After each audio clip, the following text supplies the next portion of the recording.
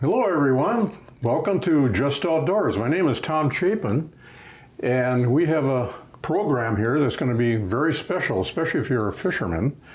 ICTV Just Outdoors, the reason we have this is to bring you information on the woods, the wildlife, and the lakes of Itasca County. And we have an individual here that's been around for about 45 years in Itasca County doing things that a lot of you have done over your life, and that's fishing. And we have a fishing guide with us, Mr. Tom Neustrom. Oh, hi Tom, how you doing? Always a pleasure, you know. It's been a pleasure. Yeah, we go back a long time, and a lot of history and a lot of memories, and good memories. And great memories, yeah. Yeah, absolutely. Because, you know, we were both in law enforcement. And if anybody doesn't know, Tom was in law enforcement for 25 years, maybe, something like Here that. in Itasca County. In Itasca County, yeah. Right.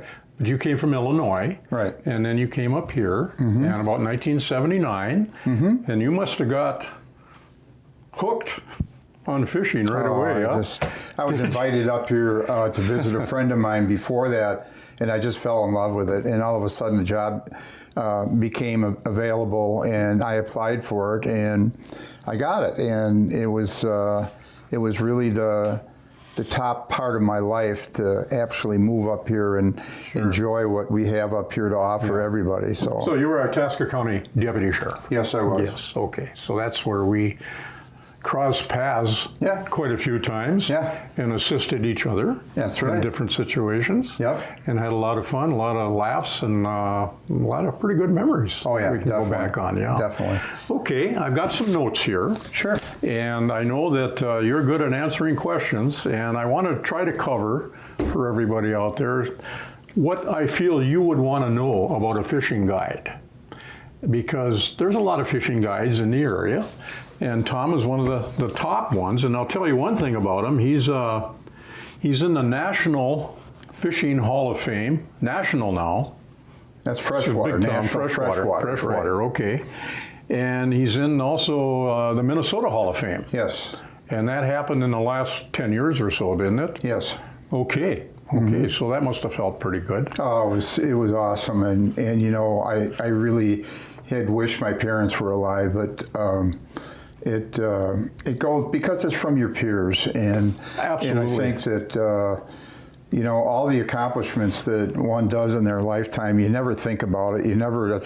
Was never a goal of mine, but it was one of those things that when you're, you know, should we say anointed with that, it's comes with a responsibility, and it shows that you were all about what fishing is, what the outdoors is, you know, teaching people, and I'm sure we'll get into that. And that's our responsibility of our job as a guide. Well, anytime you work hard and you're ethical and you try to do a good job and you have good friends supporting you and you have people that you're dealing with that you can be reasonable with, you're going to be successful. Yeah, and there's a success right here. Because I know when I worked with you, you were a good guy. You know, we did good. Yeah. So, okay, I got some things. I'm going to have to look at my notes here because okay.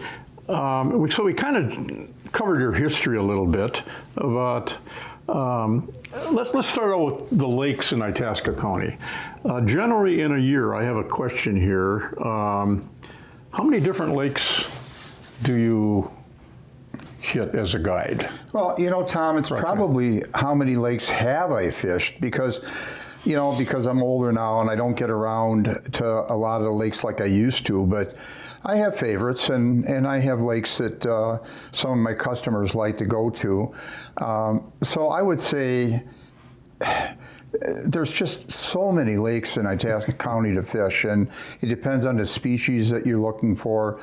I would say, without a doubt, that the majority of people that come to Minnesota from Iowa, Nebraska, Illinois, are chasing walleyes. That's their fish of choice, because they don't really have real good fishing for walleyes in their state, but they do come here. And Minnesota has always had a great reputation of great walleye fishing, and it still does. And of course, sometimes you can focus on other fish that particular absolutely. day too. So you're talking maybe 50 lakes you've been on around as far as your guiding? I would say so. Yeah. Okay, but we'll talk about the major lakes though. Yeah, oh yeah. That you're on. Everybody will know that. Here's a question that comes up.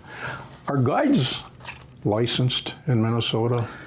Tell me about that. No, they're not, Tom. And it's something I'm chasing. I've been chasing for about 12 years, and I would like to see guides get licensed. And I think it brings a better class of professionalism to the work ethics. And, I always look at it this way, and I tell other guys this, we take from the resource. And we need to also contribute to the resource, but I think a licensed guide shows the professionalism that you have. You have medical, you have insurance. Everything is there in case something happens on the water or at a landing or whatever. But I think licensing is an important part of providing a service for people, and also that, as I mentioned to start, we have used the resource for many years, and I think it's time that we get licensed. And we're one of the only states in the area that doesn't have licensed guides. Yes. Oh, okay. Yeah. So it's something that you're looking at, and that's a legislative thing, right? Or not? Or just DNR?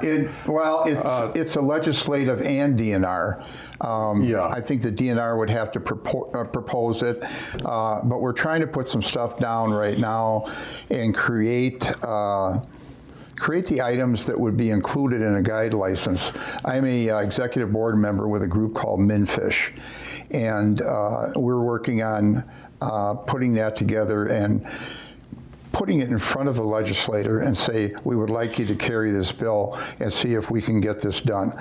And I just think, and monetarily too, a very small fee would have, some money that they could use for stocking, they could use for all different things. Yeah. And we want to contribute back to the resource, and I think this is one of the best ways for us to do it. Yeah, and it'll also provide a record over the years, wouldn't it, for numbers of guides, and maybe you'd have to... How many guides do you think, Tom, are approximately in the state of Minnesota? How many guides do you think there are? That's a tough one. Okay, let's throw 100 out. I'm way low, aren't I? 2,000. Oh, gee. So they call themselves guides. Well, yeah, because when you look from north to south and east to west. Okay. And the reason why I know that number was when I had a guide for the governor a few years ago, his committee asked me to do some research on this, on how many guides are available. And I did. And I would say, that's full-time, part-time. Most of it's part-time. I would say, if I was guessing, I'd say 80% is part-time, and the other 20% is full-time. Well, you started out part-time. Yes, I did. Sure. Years. Okay. Mm-hmm. So, but this record, I think, again, back to that, if you look, you want to go back 10 years, what is happening to the number of guides? And maybe you'd have to give some record of numbers of fish or something that you've caught. I don't know, whatever you'd want in that record, but not necessarily, but records are good to look back on. And so you kind of know what's going on with the state, Well, we would like to have something right now, and this is, we're just drawing this up, but we would like 4 reports a year from a guide, just to tell us a little bit about where they've been fishing, what they've been catching, the numbers of fish that they caught, numbers of fish they released, numbers of fish that they kept. And where they're from. And exactly. So, yeah. And we presently are not in favor of out-of-state guys coming in guiding in Minnesota. We want the guide license to strictly be for Minnesota residents.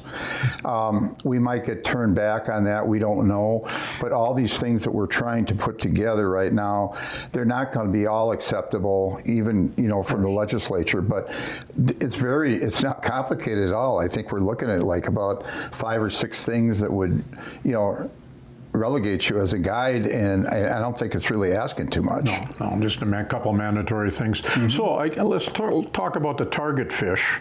Normally walleyes. Yes.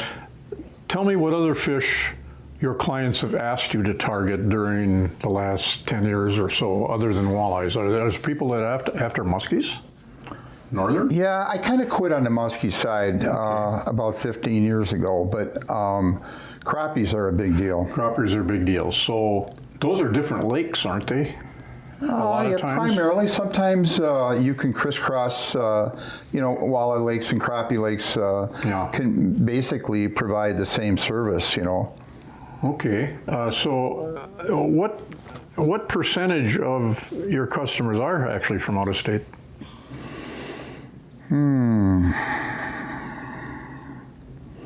I would say for me, about 30%.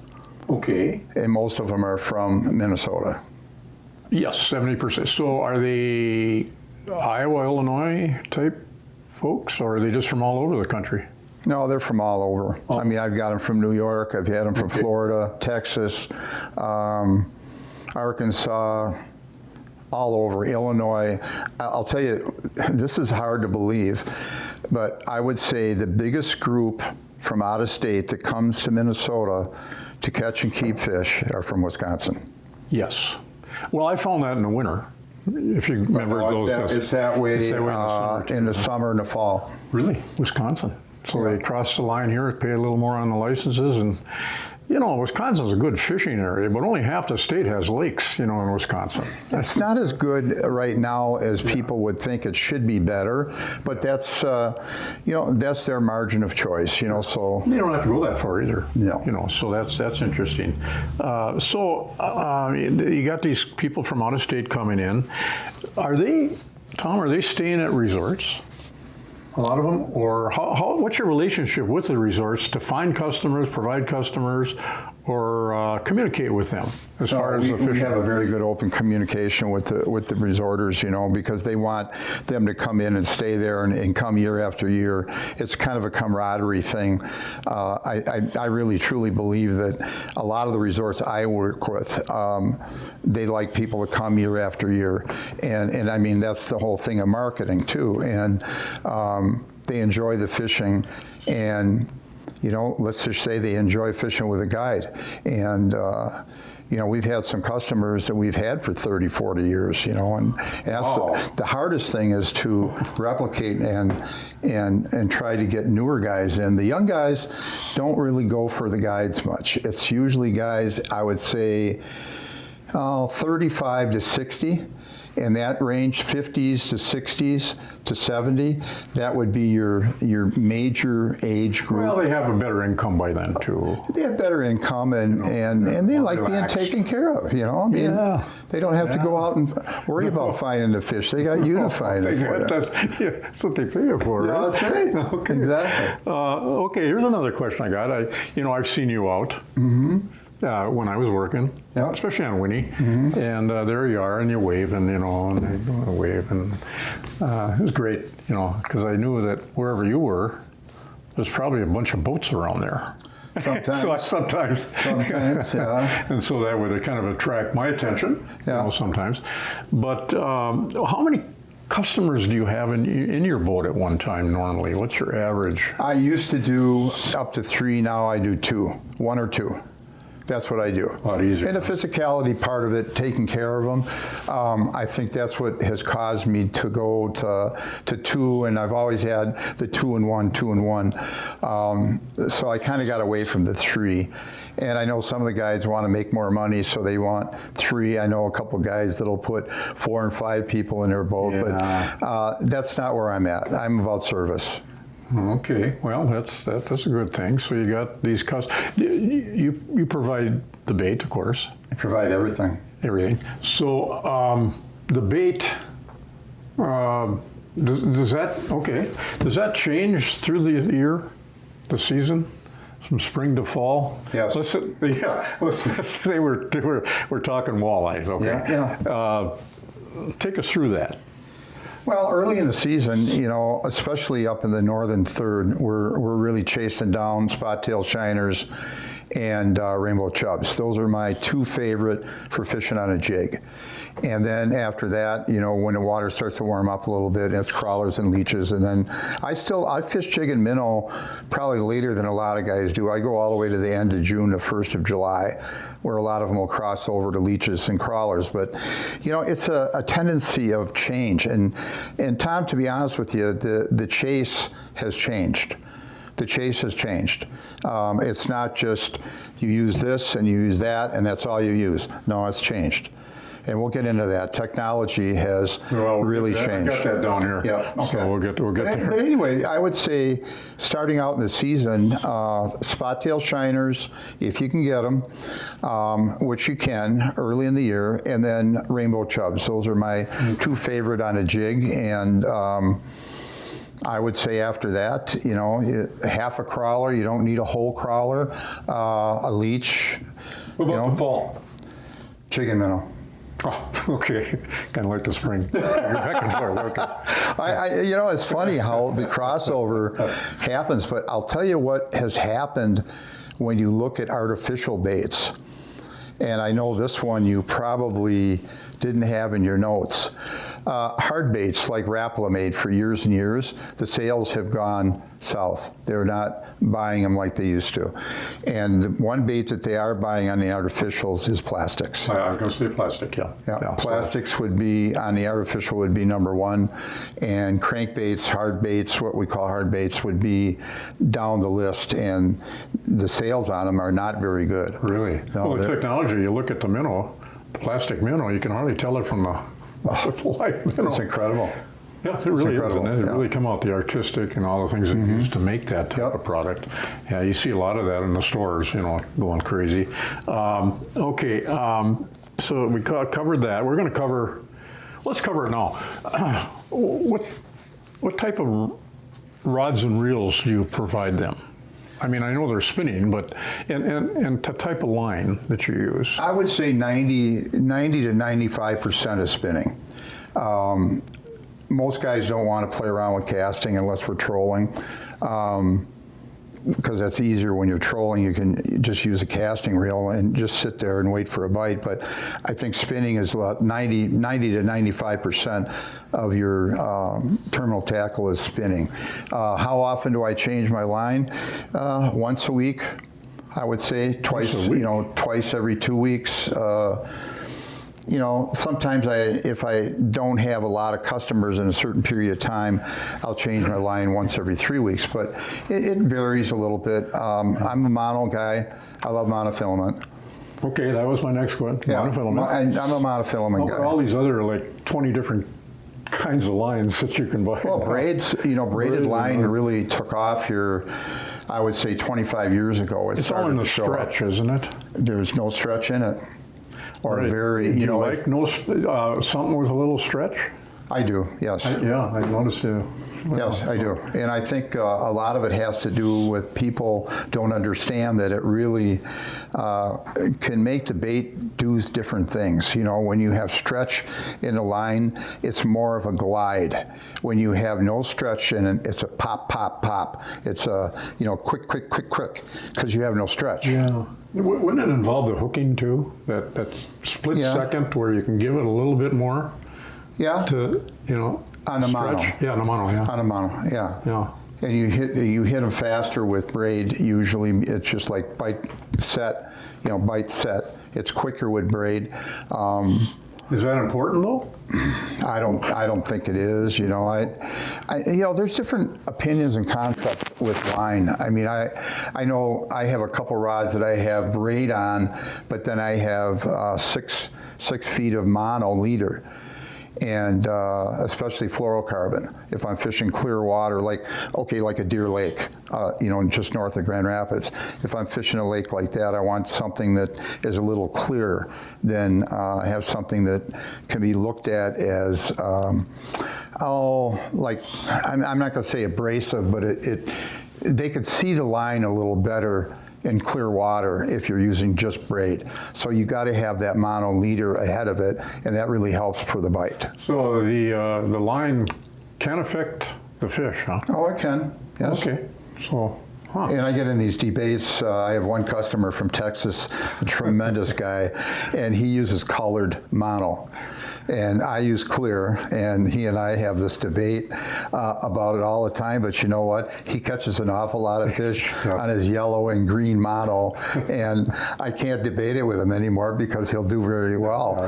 But we've had a lot of discussions about that. Yeah, so, well, that's interesting. Hook sizes or anything means a lot. Does that mean a lot? Yes and no. I think, Tom, the lure sizes, we have seen where you get more bites on smaller baits. You get more bites on a smaller jig, a smaller bait period, because if you ever clean fish, and I know you've cleaned a lot of fish in your time, you very seldom ever see with a big minnow, like a 4 to 6 inch minnow in their stomach. Very, very seldom, unless you got a big fish that you clean. But, if you look in their stomach, it's usually these 1.5 to 2 inch minnows. So why would you want to use something that's so much bigger? Mm-hmm. Because this is what attracts that fish, because that's what he's feeding on. And, I think it's an important part of selection. When you're going in a store, you're going to select the bait to use. That to me makes all the importance in the world, because now you're looking at getting something that the fish are going to eat, and it's the size. And I like using smaller baits. I really do. Now, you target northern pike occasionally for people? Oh yeah. Okay, so after northerns. Yeah. I'm kind of a northern guy, so and that you can use a lot of artificial bait? Oh yeah, you can catch them on artificials. You can catch them on artificial live bait combinations. You can. There's northerns aren't as picky as other species of fish. They're kind of what do we call it? I had a friend of mine tell me this one time, and I said, "No, you don't want to say that." But he said, "Oh, they're kind of no class. They don't have a lot of class." Yeah. And I go, "Yeah, they do. They got class. They just don't eat the same things that you use, But no, I think right now, and that's the one thing about Itasca County, our lakes are so filled with different species of fish that at times when you get a bite, you don't know what you're going to get. No, that's right. No, unless you're fishing a primarily walleye lake that is stocked, and we'll talk about that. You just don't know what you're going to get. You don't get that in other states. No, Minnesota is something else on that. Yep. So you northerns, okay. So do you drift a lot, or how do your method of fishing out there? Like when I used to see you out there, it seemed like you were maybe drifting. Or had the motor a little bit of trolling? We control the drift with the electric. Yeah. Okay. So the technology has given us the opportunity to keep the boat straight on a line. Okay. So if I've got a drift line, which I would say a drift line, because I want to be right at that depth of, say, 12 feet. And what I want to do is I have to use my electric sometimes to maneuver that depth to stay in 12. Otherwise, if the wind's cross blowing and all of a sudden now you're in 8 feet, and then you're over in 16 feet. So with the use of the electric, you can actually come right down that line in 12 feet where you feel the fish are. Okay, depths during the seasons. Fish, let's say walleyes. Where's your guide to the depths? Where do you find the fish most during, let's say, the middle of the summer? Shallow. Interesting that because the next thing I had was I've seen so many walleyes in shallow water in the weeds. You go up on, let's say, here's an example, Third River. Okay. Is that a good example? Yeah, good one. You go right into 3.5 feet or 4 feet of water, and they're just sitting in there. And so why would that be when the water's so warm? Food. Food is Comfort.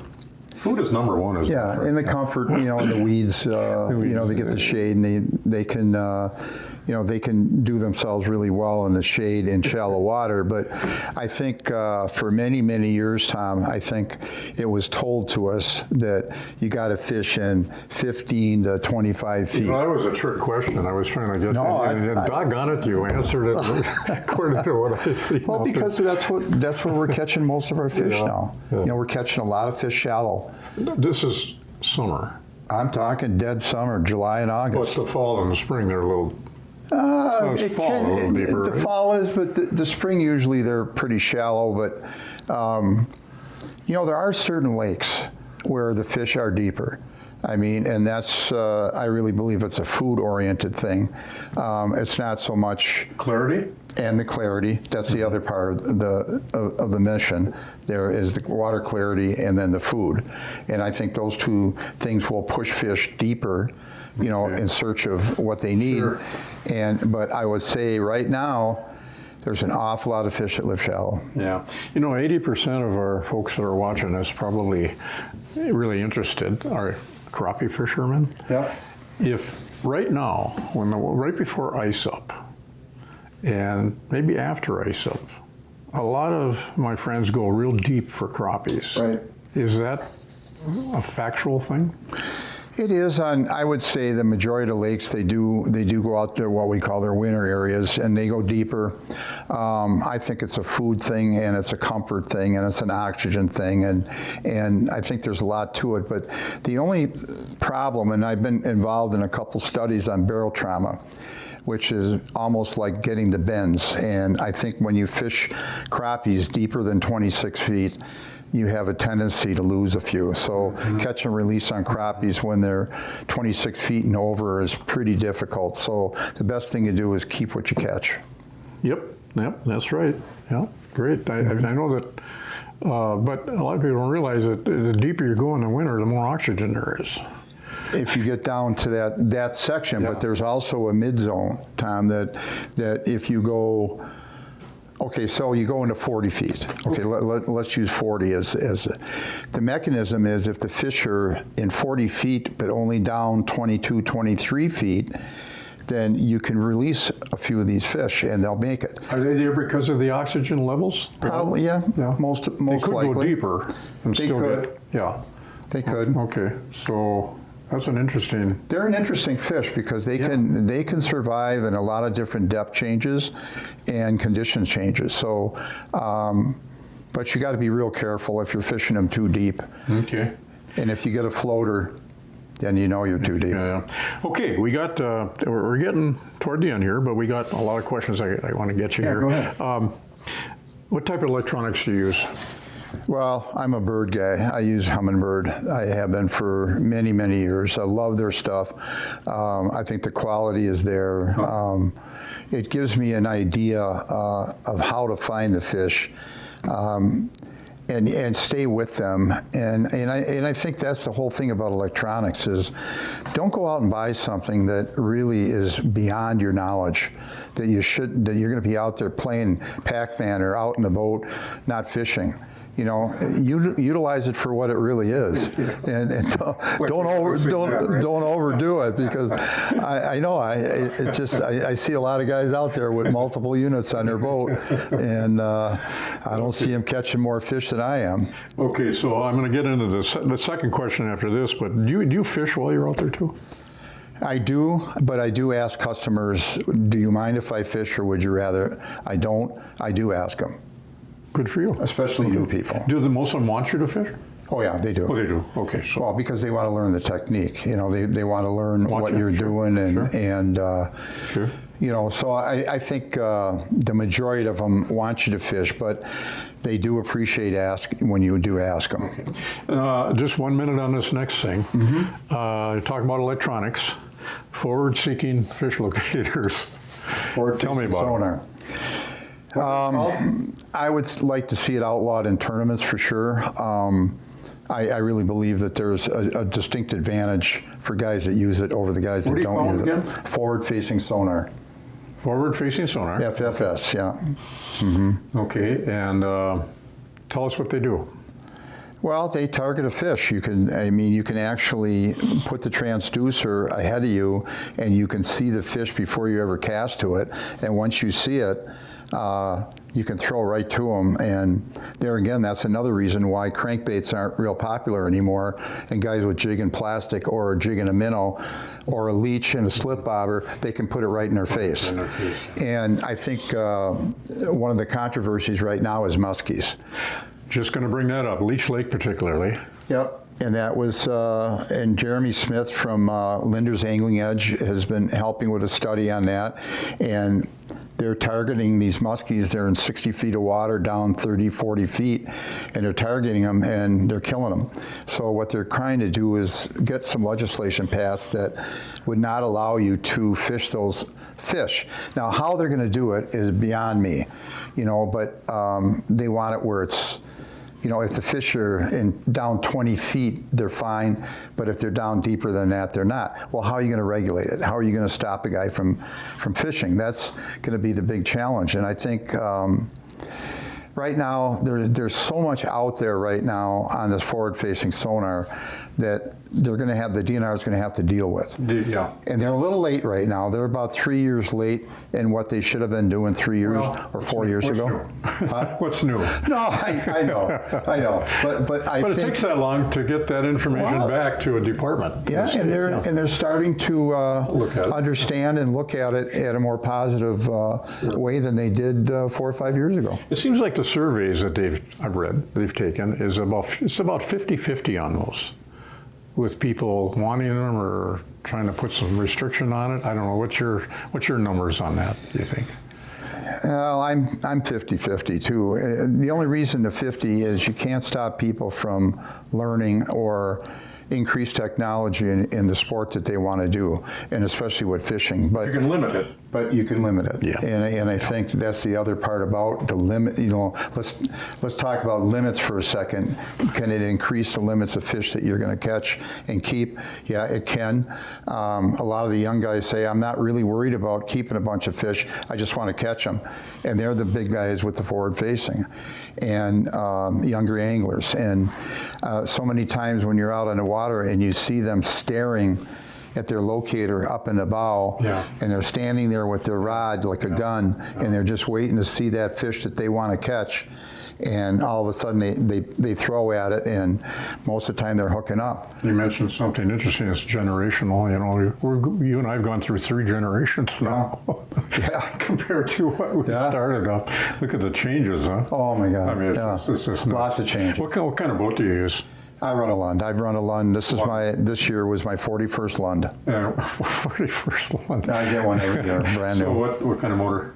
I ran a Verado this year, 300 Verado Mercury. 300. I've been a Mercury. I've never owned anything other than a Mercury. 2-cycle? No, four-stroke. 4-stroke now, huh? Yep. Okay. Oh yeah, I got away from 2-strokes quite a few years ago. Oh, okay. So no problems with them? Or no. Pretty good? Okay. Okay, I got 3 more questions for you.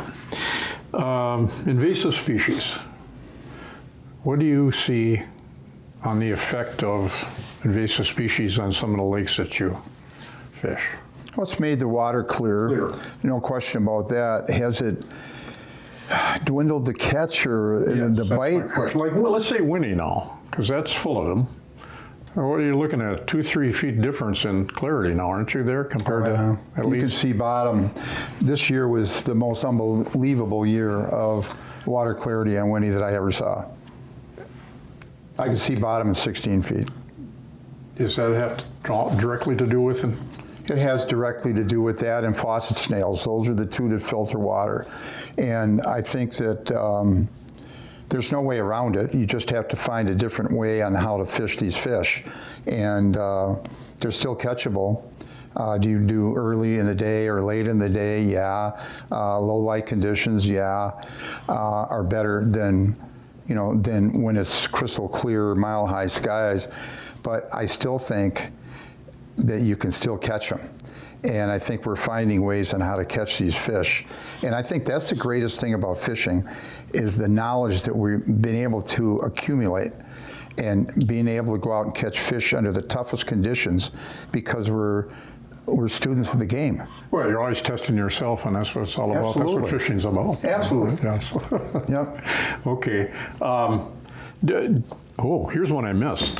Big deal. Big deal. Especially when I was working in my career. Weather.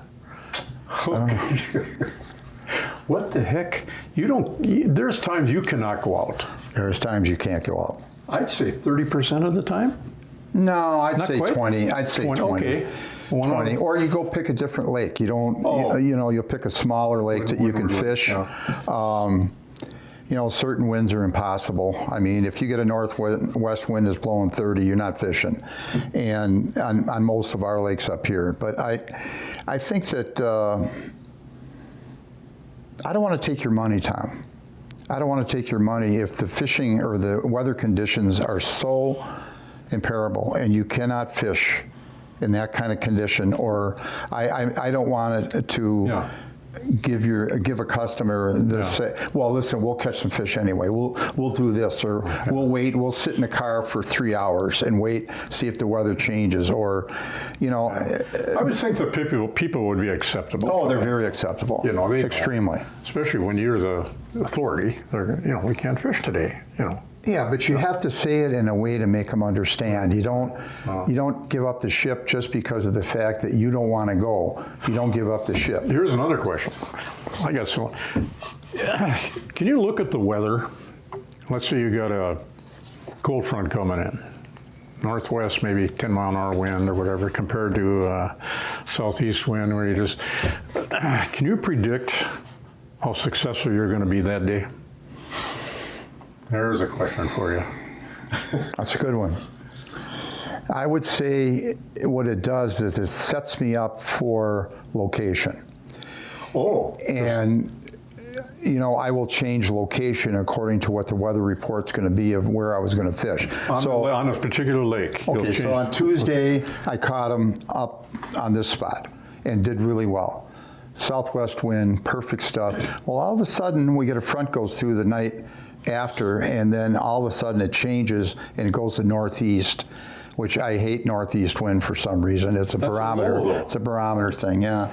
But I think that what it does is it sets up a different pattern where the fish are going to be.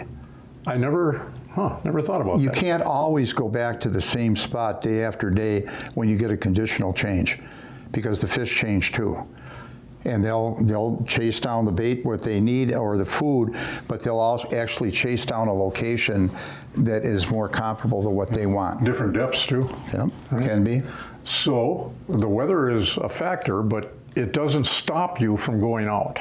No. No matter what the fronts are. A very famous fisherman that we all know, Al Linder, told me that the fish always bite somewhere. You just got to go find them. Okay. Great. That's something I didn't know there. What do you know about the Lake Winnie Management Plan? Well, I'm not on that committee. I did go to the meeting. I wanted to sit there and folks know there is it's a brand new committee. It's the management plan is brand new. They haven't had a group like this assembled together and work with the DNR on what the future management plan is going to be for the lake. I don't know what the plan is yet. I know they've got it pretty well figured out, and it's going to be submitted to the committee, and then I think the public will get wind of it probably the first of the year, and it's going to be interesting to see what they want to do. Yeah.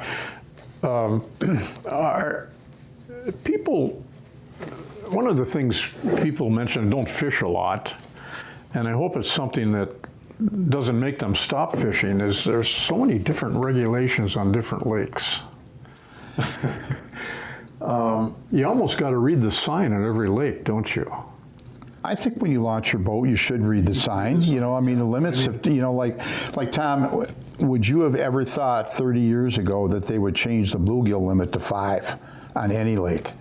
or wild crappies. I've seen that come down ever since I've been here, and there's a lot of lakes that are 5. And I think that they do that for the emphasis of they want larger fish in the system. That's what the angler wants, to catch a bigger fish. Yep. It's all about big fish. And it is. But sometimes the backdrop with that is, do I have to catch 25 fish to keep the 5 biggest ones? So if you've got a regulation in place that wants to save the bigger fish. There's a mortality rate there too, isn't there? That's right. There is a mortality rate, but still, they're doing the very best they can in order to preserve that. Yeah, they want big fish for people. And then how much do you need to eat? I mean, that's the other thing. And I hope you have one more question in your book, because I have one more statement to make. Well, I do have one more question, then we'll get into your question. Okay. Another one is going from 3 to 10 on the northerns too. That's interesting. Yeah. But that's an accumulation of a lot of smaller fish. Particularly, DNR wants to improve the size of the fish, right? And northerns can take over a lake. We know that, and so on and so forth. But that was an interesting change since you and I started working. And I haven't seen where it's made a difference. I haven't seen, and I'll tell you the other thing that's applicable to that is that customers that come here are not interested in keeping 10 northerns. Not at all. Okay. Some will say, well, I'll keep 5, but I'm not keeping 10. So, I mean, even if the limit was 10, they said they'll keep 5, but that's it. They don't want to keep 10. Okay. Last question I got is, any changes on Pokegama Lake? Do you know, I mean, you fish Pokegama Lake, or you? A little bit. A little bit. What do you know about any changes happening there? They've got muskies in the lake now. Yep. How is that affecting anything? Not that we know of right now. Okay. No, not that we know, because I don't think the muskie will ever be the dominant species on that lake as it is on other lakes. Not even other lakes, but on some lakes it's more dominant, but I don't think it will be. I think it was a great introduction. I think it was terrific to have them available to catch, but it's taken time now for them to grow to, I would say, 30 inches, 35 inches. We've heard reports of some 45 inches caught, but those could be river fish too. Those could be fish that came out of Mississippi. We're not sure if they're the fish that were stocked in Pokegama are Leech Lake. They've got the spots on them. Now, the ones out of the Mississippi River, some have the spots and some are just kind of like golden with a brown back. So are the fish that are being caught now, whether it's accidentally or not, are they from the stocking, or are they from fish that came up the Mississippi and went into Pokegama? Because Pokegama is rich in food. Yes. I mean, it's got so much food. Walleyes they catch out of there. Oh, they're terrific. Crazy. Yeah. And it's clear water too. Yeah, it is. Because they got invasive. Yeah. There. Yeah. Interesting. So that's your take on it. Well, this doesn't sound negative. No, I think Pokegama has always had a better water quality than a lot of other lakes in the area. Even with the zebras in it, I think it had a good water quality for a lot of years. So I don't think that that's a part of it that's going to change the system so much unless it goes to gin clear and you can see bottom at 25 feet. I'm sure that'll make a difference, but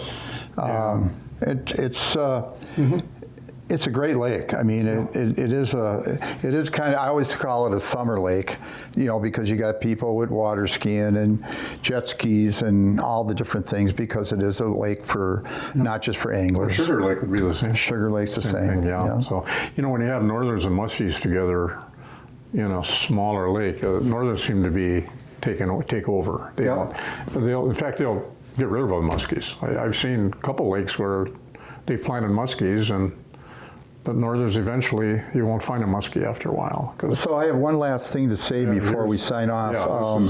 The 4 walleye limit has come up in the big conversation. And we talk to our customers, we talk to people. I do seminars all over the state. I've talked to people at seminars. the majority of people, even with the survey right now that was out, 67% of the people that did the survey are in favor of a 4 walleye limit. Now, does that mean that it has to go there? No, it doesn't. But I think that we're looking at changing things for the betterment of the species of fish.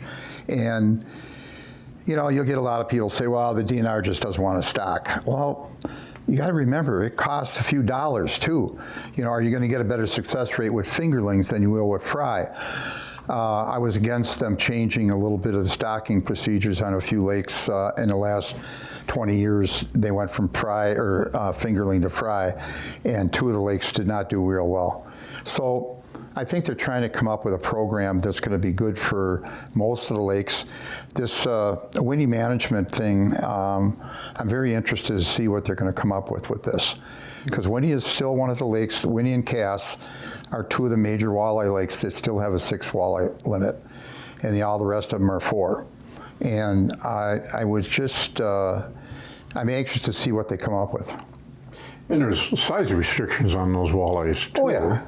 Yeah, there's slots. You know, they have a slot restriction on those lakes. Yeah. I think as years go by and they lower the limit a little bit, it puts more on the sport rather than maybe the numbers of fish that you take home.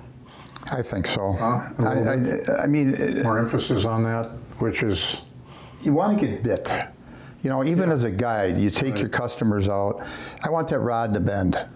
I mean, I don't care at the end of the day how many limits of fish we have in the boat. I care about the rod bending, them having a good time because they caught a bunch of fish, and I think that's the important part of angling, is getting out there, enjoying what's around you, but also being able to catch a fish and return it back to the water.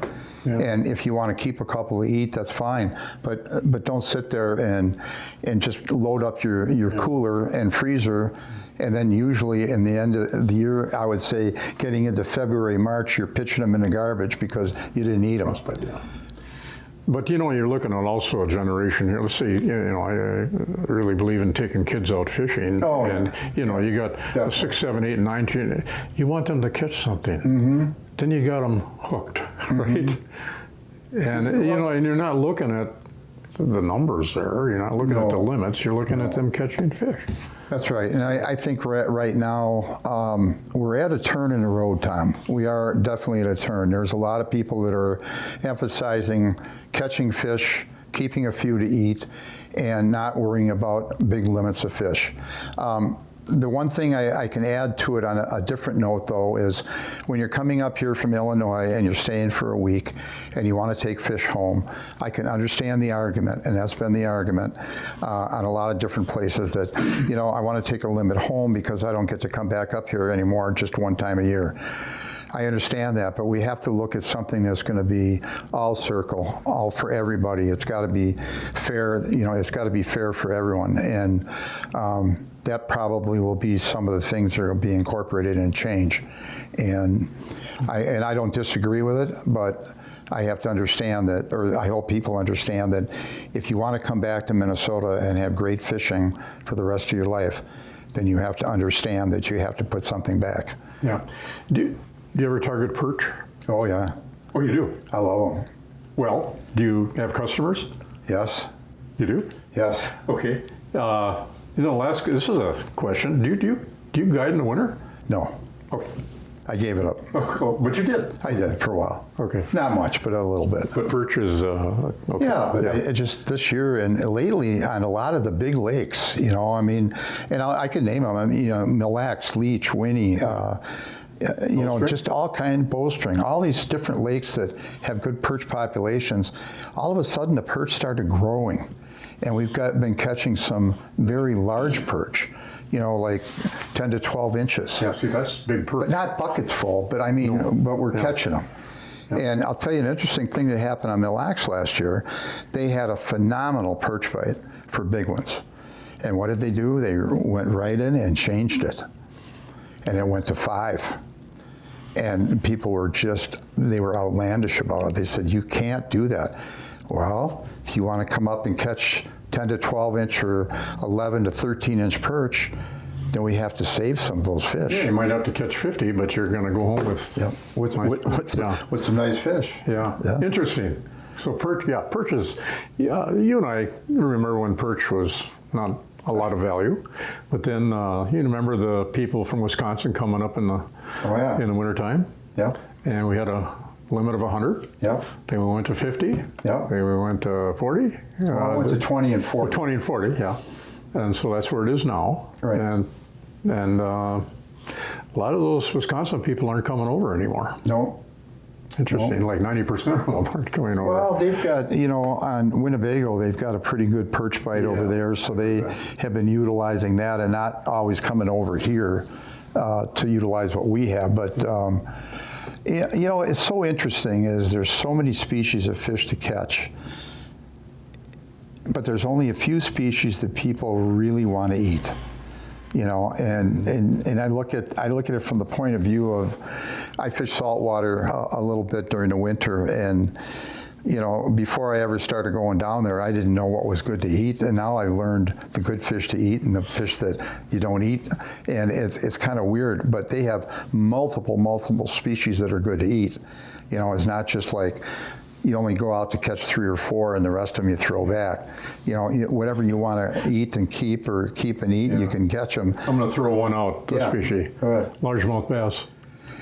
Yeah, not very many people eat them. I think they're wonderful. Yeah, I know, but they don't eat them because they don't get it in their mind about it that you can eat a largemouth bass. When I was a kid, we ate largemouth bass all the time. Yeah.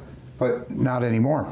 But you want a fish that you can go out and catch and be very... It's the greatest species of fish for young people to catch. It is. It's just great. So, okay, anything else? We're winding right down to zero here. And Just Outdoors, Tom Neustrom, just a pleasure. Fishing guide. It's so much fun. I could tell some stories, but geez, I don't know. I don't think we have time in the day for all the stories. That one at the resort there.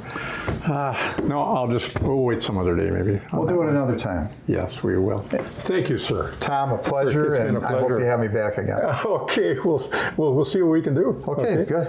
Okay. Excellent. Yeah, and thank you folks for watching Just Outdoors, ICTV, and keep informed.